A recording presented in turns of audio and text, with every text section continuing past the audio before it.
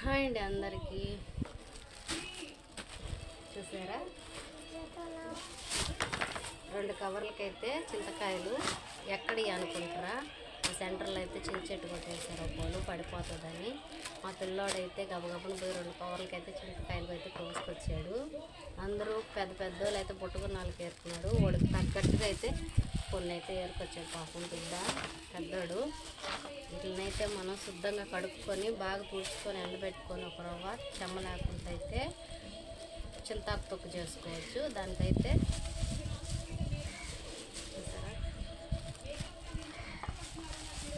చింతాకు తొక్కు అయితే చేసేస్తాను. ఉప్పు పసుపు కూడా వేసి తొక్కేస్తాను. అప్పుడు మనకంతా ఎప్పుడు కావాలనుకుంటే అప్పుడైతే కొంచెం ఇవన్నైతే మనం ఫస్ట్ అయితే కడుక్కున్నాం.